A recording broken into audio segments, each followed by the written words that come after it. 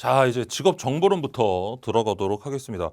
예전에는요, 그러니까 CBT 하기 전, 그러니까 저희가 이제 경력이 오래되니까 그때는 이 5과목 중에 간혹 가다가 이제 과락으로 떨어지시는 분이 있어요. 그러면 선생님 저 과락이에요. 이렇게 가끔 오프라인에서 이제 떨어지신 분이 가끔 얘기하면 무슨 과목이에요? 이렇게 물어보지도 않았어요. 당연히 무슨 과목이야. 정보론이에요, 정보론. 그러니까 정보론이라는 과목이 왜 그나마 그래도 과락이 많이 나오냐면 학문적인 깊이가 그렇게 깊은 과목이 아니에요. 그러니까 이게 한마디로 얘기해서 기야 아니야 이것만 물어보는 거예요. 그러니까 어떤 내용에 대한 깊이가 아니고 예를 들어 뭐 5개로 분류하였다. 그러면 6개. 그러면 그냥 땡이잖아. 이게 왜 5개냐? 이런 거는 안 물어본단 말이에요. 그래서 문제가 되게 쉬워요. 그러니까 깊이 있게 나올 게 없어요. 그래서 틀리라고 할 때는 이상한 거를 내서 틀리게 해요. 너 이것까지는 니네들 안 봤지?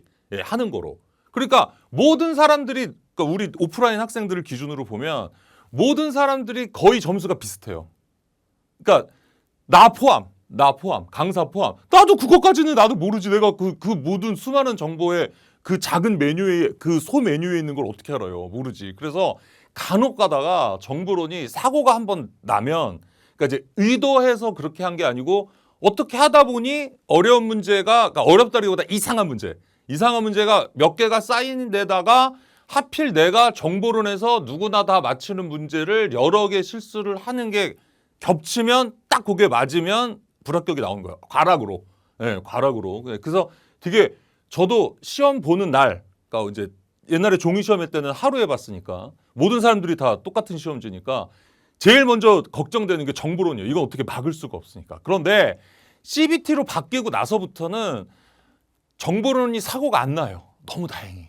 네, 그래서 이제 그렇게 막 어느 정도 정리가 돼서 그렇게 막 큰 사고가 나는 경우에는 지금 CBT 시행하고 나서부터는 아직까지는 없어요. 아직까지는. 그래서 드리고 싶은 말씀은 뭐냐면 정보론은 아주 기본적인 문제 해가지고 한 75점에서 85점 정도 맞기에는 5과목 중에 제일 쉬워요.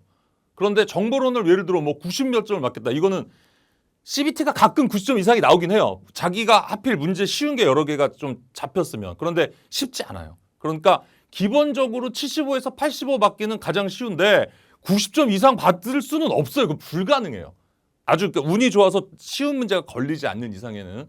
대강 정보론이 어떤 스타일인지 아셨죠? 네, 그래서 진행해 보시면 아실 거예요. 그러니까 계속 O야 X야, 5개야 6개야 이것만 갖고 물어봐요. 그러니까 그거에만 맞게 하시면 돼요. 그리고 크게 사고가 나지 않기 때문에 이제 뭐 전략 과목으로 삼으셔도 됩니다. 단 누구나 다 맞히는 문제를 너무 많이 실수하시면 안 돼요. 누구나 다 맞히는 문제. 저희가 진행하면서 제가 이제 말씀드릴 거예요. 어떤 스타일인지. 그래서 이제 그 처음에 직업 정보론에서 시작하는 부분이 직업 분류입니다. 그래서 분류를 먼저 할 건데요. 예, 이제 어떻게 분류가 되어 있느냐. 예, 이거부터 할 건데 이제 처음에 있는 1절로 했죠, 제가. 예, 1절에서 하는 내용이 한국 표준 직업 분류고요. 용어 생소하시죠? 태어나서 처음 들어봤을 거예요. 아마 저도 이거 직업 상담사 할 때 저도 처음 우리나라에 이런 거 있는지 몰랐어요. 저도. 예, 괜찮아요. 용어가 새로운 건 겁내지 마세요. 많은 용어가 나오지 않습니다. 자, 한국 표준 직업 분류라는 게 있어요. 예, 있고 이제 요게 끝나고 나면 한국 표준 산업 분류를 할 거예요. 이후에 어떻게 됐던 1, 2차 통틀어 정보론에서 가장 많이 나오는 부분입니다. 이게. 특히 한국표준 직업분류는 산업분류도 많이 나오지만 직업분류는 정말 아주 많이 나오는 부분이라 이거를 하면 조금 거짓말 보태서 요거 2개 다 하면 정보론에서 해야 될 거에 한 50% 이상은 하신 거라고 보실 수 있을 정도로 중요한 부분입니다.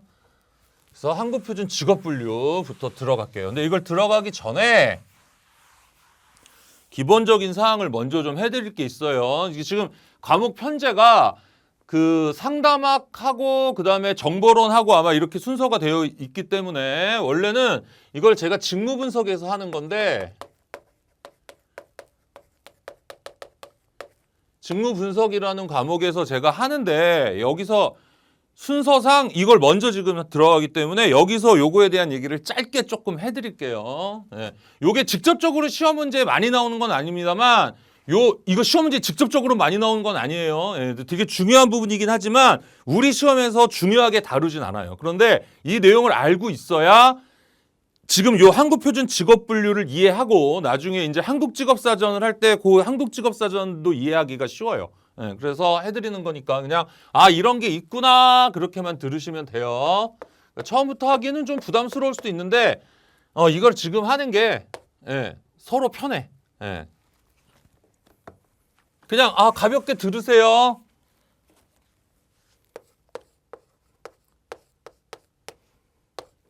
영어 쓴다고 또 뭐라 하지 마시고 영어를 쓰는 건 직무 분석이 미국에서 나왔으니까 영어로 했겠죠?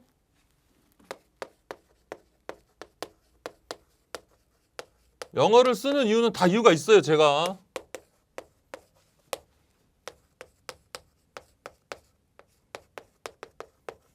이렇게 미국 사람이 한 거니까, 그지? 영어로 했겠죠? 이걸 이제 우리나라 교수님들이 한국말로 바꿨겠죠?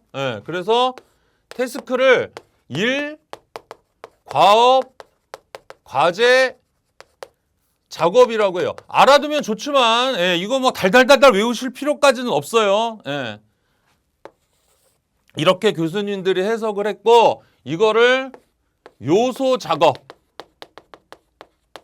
혹은 작업 요소 요렇게 해석을 했고요. 적으셔도 되고 안 적으셔도 돼요. 그만큼 우리 시험에 중요한 부분은 아닌데 내용상 알고 계셔야 돼서 하는 거예요. 이거를 직무, 이거를 직업 요렇게 이제 해석을 했어요. 그래서 직무를 분석하는 거예요. 이거를 이제 분석하는 거예요. 이렇게 그걸 직무 분석이라고 하는데 직무는 뭐냐? 예를 들어 격리원이라고 합시다. 격리 보시는 분, 격리원, 뭐 사무원, 뭐 이런 직무가 있잖아요. 그래서 이러한 격리원이 무슨 일을 하는지를 분석하는 거예요. 나중에 직무 분석에서 저랑 할 거지만 격리원이 무슨 일을 하는가? 격리원이 무슨 일을 하는가? 격리원이 어떤 과업을 해야 하는가? 격리원이 해야 할 과제가 무엇인가? 격리원이 하는 작업이 무엇인가? 이걸 태스크라고 해요. 오케이? 그러면 예를 들어 그냥 내가 격리원이 구체적으로 무슨 일을 하는지는 모르지만 그냥 우리가 아는 그냥 그 선으로 그냥 얘기를 해보세요. 워드 쳐, 워드. 예를 드는 거예요, 그냥. 워드. 뭐 사무실도 정리해. 워드 치기. 사무실 정리하기. 뭐 더 무슨 일을 하는지는 내부 분들은 알지만 내가 봤을 때 하는 거야. 뭐 예를 들어 뭐 손님 오면은 커피 타기 뭐 이렇게 했다고 칩시다. 이게 태스크예요. 격리원이 하는 일, 격리원이 해야 할 과제, 격리원이 해야 할 작업. 오케이? 이걸 이제 태스크라고 해요. 그러면 태스크 엘리먼트는 뭐냐? 태스크 엘리먼트는 뭐가 더 쪼개지는 거겠어요? 그렇지. 사무실 정리하기, 워드 치기, 커피 타기가 더 세분화되는 거예요. 그럼 커피 타려면 뭐부터 해야 돼요? 물을 끓이기 이렇게 가는 거야. 커피를 넣기, 프림도 넣기 뭐 이렇게. 뭐 요즘이니까 옛날 사람이니까 프림이라고 하네요. 뭐 원두 내리기 뭐 이걸 하는 거야. 갈기 뭐 이렇게. 사무실 정리하면 쓰레받기 들고 오기 이렇게. 무슨 얘기인지 아시죠? 이걸 또 쪼개는 거라고. 그러면 다 왔어요. 다 왔어. 자, 격리원이 무슨 일을 해요? 라고 물어보면 이렇게 얘기하는 게 좋아요. 이렇게 얘기하는 게 좋아요. 어떻게 얘기해야 우리가 격리원이 이런 일을 하는구나 라고 이해가 쉬워요. 당연히. 그렇죠. 여기까지 하는 게 이해하기가 쉽겠죠. 격리원이 무슨 일을 해? 그러면 격리원은 워드 치고요. 사무실 정리하고요. 손님 오면 커피 타고요. 뭐 엑셀 하고요. 뭐 이렇게 해요. 이렇게 얘기를 해야지. 격리원은 물을 끓이고요. 커피를 내리고요. 뭐 이렇게 얘기를 하면 도대체 무슨 일을 하는 거지? 저희 이럴 수 있잖아요. 그래서 직무 분석은 요거는 직무 분석에 시험 문제 나왔어요. 정보론 말고 직무 분석은 어디까지 하는 게 원칙이다. 태스크까지 하는 게 원칙이다. 이렇게 얘기를 합니다. 됐죠? 그리고 어큐페이션이 가장 큰 단위인데 이러한 유사한 직무들을 묶어서 그냥 하나의 직업이라고 하는 거야. 예를 들자면 격리 및 사무원 이렇게. 됐죠? 그래서 얘가 제일 크고 그다음 얘, 그다음 얘, 그다음 얘 이렇게. 예? 이게 모이면 이거, 이게 모이면 이거, 이게 모이면 이거. 그래서 이게 직접적으로 직무 분석에서 다루긴 하지만 우리 정도 시험 수준에서는 많이 나오지는 않지만 정보론과 직무 분석을 이해하실 때 지금 내가 얘기하는 정도의 흐름 정도만 이해를 하시면 되게 편해요. 예, 되게 편해요. 그래서 요런 게 있구나. 이런 게 직무 분석이구나. 직접적으로 시험 문제 나온 건 직무 분석의 기본 단위는 태스크. 요게 한 2번인가 직무 분석에서 한번 나왔어요. 예, 요게 그러니까 자주 출제되는 부분은 아니에요. 그래도 하실 줄 아세요. 알고는 계셔야 편해요. 그래서 예전에 제가 한번 이게 그렇게 시험 문제 많이 나오지도 않는데 막 첫 시간부터 막 영어 쓰고 그러니까 학생들이 막 이럴까봐 이걸 내가 한번 이것도 직접적으로 나오는 거 아닌데 그거 하지 말까 하고 딱 한 번 안 한 적이 있어. 오프라인에서. 서로 너무 고생해서 나중에 결과적으로 했어요. 예. 알아두면 그래서 편하다는 정도예요. 이해하셨죠? 예. 뭐 시험 문제 한 번 나온 거 갖고 뭘 10분씩이나 하려 하냐 하지 마시고 알아두시면 편해요. 바로 나오잖아요. 바로 여기서 직업 분류의 목적 조금 있다가 하고 그 밑에 직업의 정의를 한번 보세요. 직업의 정의. 왜 내가 알아두면 편하다고 했는지 말씀드릴게요. 자, 한국 표준 직업 분류에서 먼저 직업의 정의를 먼저 얘기를 하는 거예요. 분류하기 전에. 직업이라는 게 뭔지 얘기를 해야 그 다음에 뭘 분류를 할 건지 얘기할 거 아니에요. 직업이라는 거에 대한 얘기가 없이 어느 선까지를 직업으로 볼 것인가에 대한 얘기가 없이 다짜고짜 직업 분류를 할 수는 없잖아요. 네, 그래서 직업의 정의를 먼저 하는 거예요.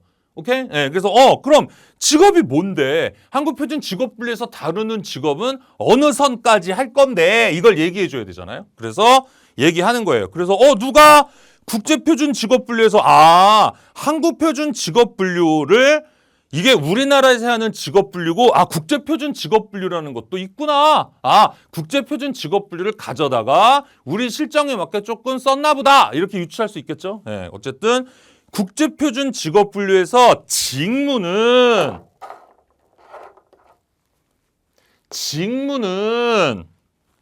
자영업을 포함하여 특정한 고용주를 위하여 개별 종사자들이 수행하거나 또는 수행하여 할 일련의 업무와 과업. 태스크 있네요.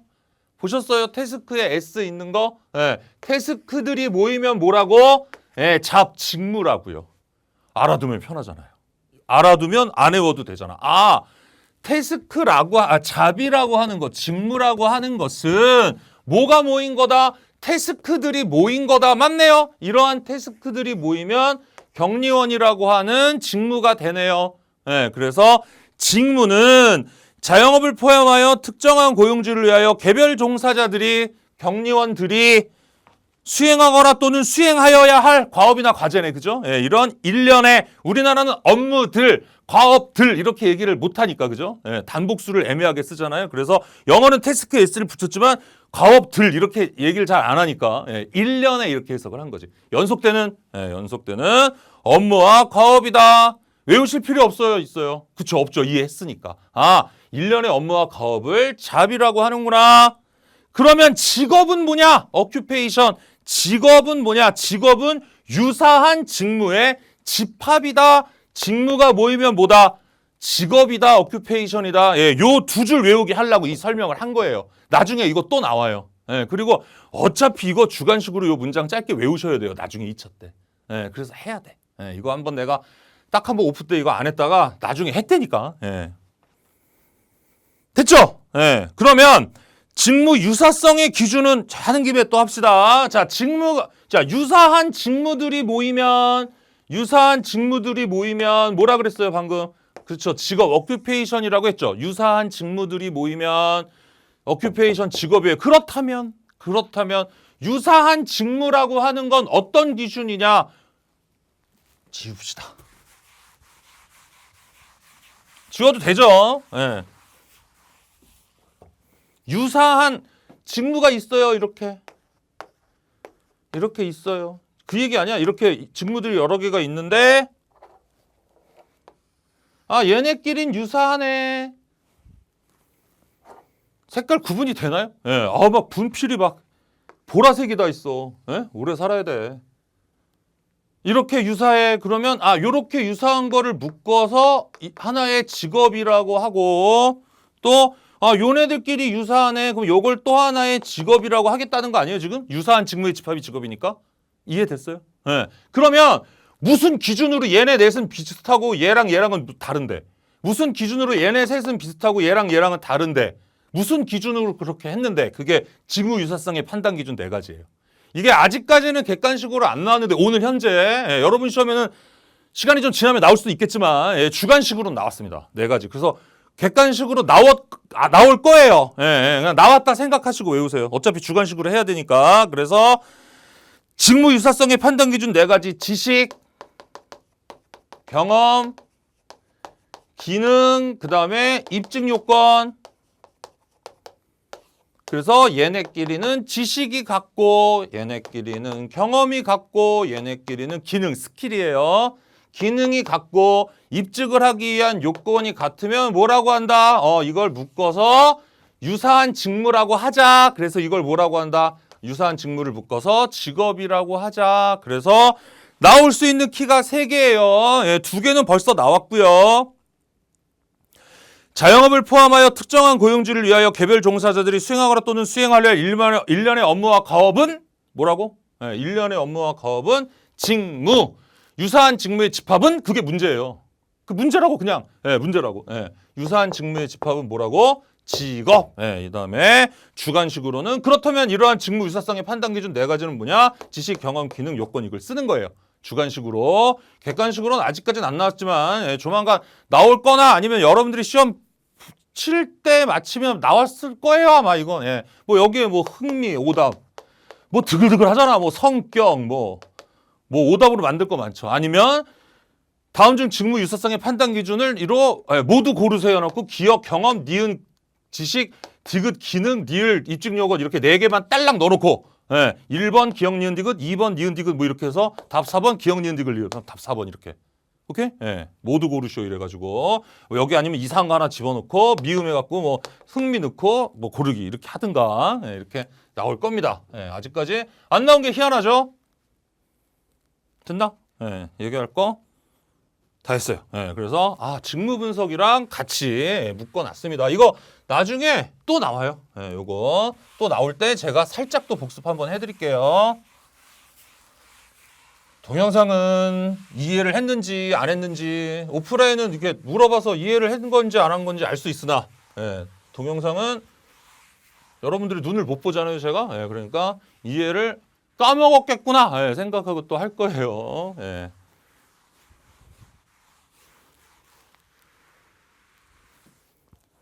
오케이. 자, 그러면 이제 본 게임 들어가서 한국표준 직업 분류 합시다. 한국표준 직업 분류. 한국표준 직업 분류의 목적.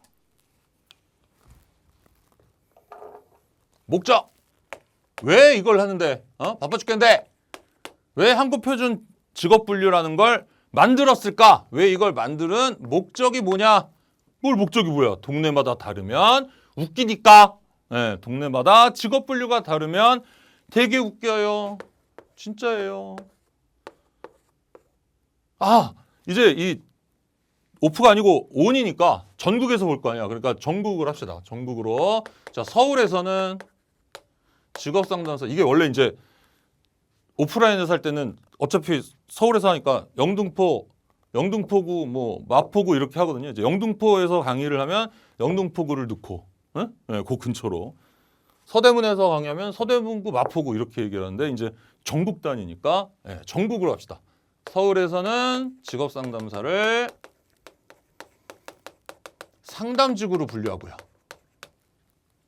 전국 다 해야 되는 부담감이 또. 서울, 경기, 인천. 여기서는 전국 단위니까 해야지. 그다음에 경상도, 경남, 경북하면 너무 많아. 경상도에서는 직업상담사를 알선직이라고 하고, 알선직이라고 분류했어요. 전라도에서는 도서 포함입니다. 또 섬 사시는 분 뺐다 하지 마시고 도서 포함이에요. 전라도에서는 직업상담사를 사무직으로 분류하고. 어디 남았어? 충청도. 충청도에서는 직업상담사를 뭐 전문직이라고 분류를 하고 전문직이야 폭넓게 이렇게 분류를 했다 칩시다. 예를 들어 이렇게 분류를 했어요. 그래서 지역마다 직업상담사의 분류가 달라요. 그래서 이제 전국 단위의 통계를 내는 거야. 그래서 전국 각 도에 얘기를 한 거야. 야 직업상담사의 상담직에 부담 없이 들으세요. 설명하는 거니까 상담직에 남녀별 현황 통계를 좀 내봐. 그래서 갖고 와. 이러고 이제 전국에서 각 도에 이제 전국에 오더를 내린 거예요. 그런데 그러면 상담직의 남녀별 현황이니까 서울, 경기, 인천 지역에 사시는 직업상담사는 이 통계에 들어가죠. 상담직으로 분류되어 있으니까. 그죠? 나머지 도에 사시는 분들은 사시는 직업상담사 분들은 그 통계에 들어가요, 안 들어가요? 안 들어가지. 왜냐하면 경상도에 사시는 직업상담사는 직업상담사가 알선진으로 되어 있거든. 근데 상담직의 남녀별 현황이었잖아. 이해하세요? 전라도 사는 사람도 안 되고 충청 사람도 안 되죠. 그러면 같은 직업상담사인데 어느 동네 사느냐에 따라 그 통계에 들어가고 안 들어가는 게 말이 돼요, 안 돼요? 안 되지. 그죠? 안 되잖아요. 그러면 그 통계를 정확히 믿을 수가 없죠. 동네마다 다르면 안 되겠죠. 이해됐어요? 또. 자, 상담직. 상담직에 상담직이 힘들어. 너무 힘들어. 막 사람 피곤하고 막. 뭐 예를 들어 막 산재 처리도 돼. 뭐 예를 들자면. 그래서 여기는 산재 20% 더. 상담직은 20% 더 추가를 해주자. 근데 알선직은 한 10% 정도만 추가 더 해주고 사무직하고 전문직은 뭘 해주지 마. 이렇게 이제 정했단 말이에요. 산재 처리를. 그러면 기왕이면 어느 동네에 살다 다쳐야 돼. 돈 많이 벌려면. 그쵸? 서울 사는 직업상담사는 산재를 받고 충청도 사는 직업상담사는 못 받잖아요. 같은 직업상담사인데. 왜? 분류가 이렇게 돼 있기 때문에. 이게 돼요, 안 돼요? 말이 안 되죠. 이해하셨어요? 그래서 이해했죠? 그래서 이러지 말고 전국에 직업상담사는 그냥 상담직이라고 정해. 토달지 마. 다 무조건 직업상담사는 우리나라는 다 상담직이야. 그래야 통계나 산재나 뭐 이런 게 다 통일이 되겠죠. 그래서 무조건 직업상담사는 무슨 직, 청소년 상담사는 무슨 직 이렇게 구분을 해놓은 거예요. 구분을. 그게 분류를 하는 이유죠. 그래서 한국표준 직업분류의 목적이 이런 뜻이라고요. 오케이? 이해했죠? 이해하셨으면 거기 있는 박스 안에 있는 1, 2, 3, 4번, 5번까지 봅시다. 맞잖아요. 각종 사회 외우는 거 아니에요. 1, 2, 3, 4, 5번 외우는 거 아니에요. 읽고 그냥 이러려고 만들었구나 하시면 돼요. 각종 사회 경제 통계 조사의 직업 단위의 기준 맞네? 2번 취업 알선을 위한 구인 구직 안내의 기준. 지웠지만 저 서울 사는 사람은 저 상담직 하고 싶습니다. 그러면 직업상담 소개를 받지만 전라도 사는 사람은 저 상담직 하고 싶습니다. 그러면 직업상담사 소개를 못 받지. 왜? 그 안에는 직업상담사가 안 들어있으니까. 말이 돼요, 안 돼요? 안 되죠. 오케이? 그래서 취업 알선을 위한 구인 구직 안내의 기준. 이해했죠? 3번 직종별 급여. 직무급. 직종별. 상담직은 뭐 얼마, 알선직은 얼마 이렇게 구분을 했으면 동네마다 같은 일을 하는데 돈 받는 게 다르잖아요. 말이 안 되죠? 그래서 직종별 수당 지급 결정 기준, 그 다음에 특정 질병의 이환율, 병이 걸릴 확률을 이환율이라고 합니다. 그래서 상담직 종사자가 뭐 무슨 우울증에 걸릴 확률, 그러면 상담직 종사자의 직업상담사는 들어가지만 알선직은 안 들어가니까 이것도 정확한 통계라고 할 수가 없죠. 이해됐죠? 그 다음에 산재, 아까 얘기했던 거, 뭐 교통사고 보상액, 뭐 이런 결정 기준을 위해서 한국표준 직업분류를 만들었다. 이렇게 보시면 됩니다. 오케이? 그러면 바로 문제를 풀어볼게요. 자, 문제 1번. 오리엔테이션에서 말씀드린 것처럼 답지 안 드립니다. 답지 드리면 답만 보면 되는지 알고 강의 안 듣고 공부 안 하고 답만 막 밑줄 그어서 나중에 그리고 눈에다 바르면 될 줄 알고 그랬으면 전생에 나라를 구했어야지. 가끔 근처인데 공부 그렇게 하고 붙는 사람 있는데요. 그럼 전생에 나라를 구한 거예요. 자, 1번. 어차피 우리는 2차가 있기 때문에 1차를 그렇게 요행으로 붙었다 해도 2차 때 고생을 다시 해야 돼요. 그래서 고생은 총량이에요. 어차피. 어차피 1차 때 대강에서 붙으면 2차 때 엄청 고생을 해야 돼서 그게 그거예요. 예, 그러니까 할 때 그냥 하시면 돼요. 예? 예. 문제 풀고 자꾸 이렇게 눈에 익숙해져야 나중에 이게 2차 때 눈에 들어오지. 예? 예. 그러니까 다 우리가 이유가 있으니까 하는 거예요. 예? 예. 1번 한국표준 직업분류의 목적이 아닌 거. 1번 취업 알선을 위한 구인 구직 안내의 기준. 직종별 급여 및 수당 지급 결정이죠. 있었네. 3번 실직자의 직업 훈련을 지원하기 위한 기준 있었어요, 없었어요? 없었지. 네, 그래서 답은 3번. 이건 아마 나도 찾아보진 않았지만 지어낸 게 아니고 아마 다른 무슨 뭐 훈련 분류 거기에 있는 목적을 아마 갖고 왔을 거예요. 찾아보진 않았어요, 저도. 네, 근데 이런 거는 잘 지어내진 않고요. 지어내다고 하기엔 너무 세련됐잖아요. 네, 그래서 이런 거 어디서 갖고 온 거예요. 어쨌든 3번 이것도 아셔야 됩니다. 자, 그 다음에 2번. 2번 똑같은 문제죠. 자, 2번 뭐예요? 풀어보세요. 예, 풀어보세요. 예, 내가 푸는 거 백날 봐봐야 소용없잖아요. 예, 보면 뭐예요? 본인이 풀어야지. 뭐예요? 쉽게 풀잖아, 그냥. 뭐, 끊고 자시고 할 것도 없이 이 정도는. 예. 1번, 아까 이런 거 있었는데, 2번, 구인구직 안돼 있었는데, 직종별 있었는데, 4번 없었네, 4번은. 그죠? 예, 답은 4번. 4번은 다다음 시간쯤에 할 건데, 이거는 산업분류의 목적이. 당연히 한국표준 직업분류의 목적이 있으니까, 한국표준 산업분류의 목적도 있겠죠? 예. 그래서 4번은 한국표준 산업분류의 목적이에요. 이것도 엄한 걸 갖고 온 거죠. 예, 그래서 뭐 요 정도 수준? 예, 요 정도가 난이도 상중하 중에 요 정도가 우리 수준에서 한 중 정도. 예, 요 정도가. 예, 요 정도도 그래도 나름 구석에서 낸 거지. 예? 예, 구석에서. 요게 나왔다 그러면 구석에서 낸 거죠. 예, 그래서 요 정도 난이도가 한 중 정도다. 예, 이제 첫 시간이니까 벙하실 거 아니에요. 그죠? 예. 자, 요런 정도구나. 네, 그 다음에 3번. 3번 뭘까요? 답. 한국표준 직업분류에서 자영업을 포함하여 특정한 고용주를 위하여 개별 종사자들이 수행하거나 또는 수행할 일련의 업무와 가업을 뭐라고 하죠? 그렇죠. 네, 직무. 네, 직무. 이렇게 뭐라고 하죠? 그러면 직무 이렇게 하셔야 기억이 오래 남아요. 부끄러워하지 마시고. 네. 조그맣게 하면 되잖아. 네, 또 크게 하면 또 옆에 있는 사람 놀랄 수 있으니까. 예, 직무 이렇게 같이 좀 호흡을 맞추면서. 자, 그 다음에 3번까지. 예, 그 다음에 여기에는 없는데, 여기에 문제는 없는데 하나 문제가 있다면, 예, 요게 문제. 요게 옛날에 한번 나왔는데 유사한 그냥 문제가, 예, 그냥 문제가 유사한 옛날 문제. 직무의 집합은 이게 문제예요. 그냥 다짜고짜 뭐 한국표준 직업분류 이런 말도 없었어 이때. 예, 그냥 문제가 유사한 직무의 집합은 해서 1, 뭐 2, 뭐 3, 그래서 거기는 1번 직무, 2번 직업, 3번 직위, 4번 직군처럼 이렇게 그냥 나온 거예요. 그러면 이건 유사한 직무의 집합은 답이 뭐예요? 뭐예요? 오큐페이션 이렇게. 예, 이렇게 정리하시면 됩니다.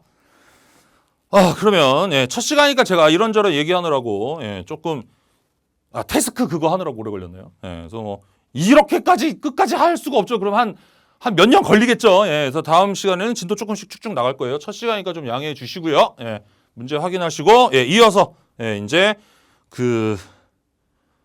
직업 설립의 일반 요건 들어가도록 하겠습니다. 예, 수고하셨습니다.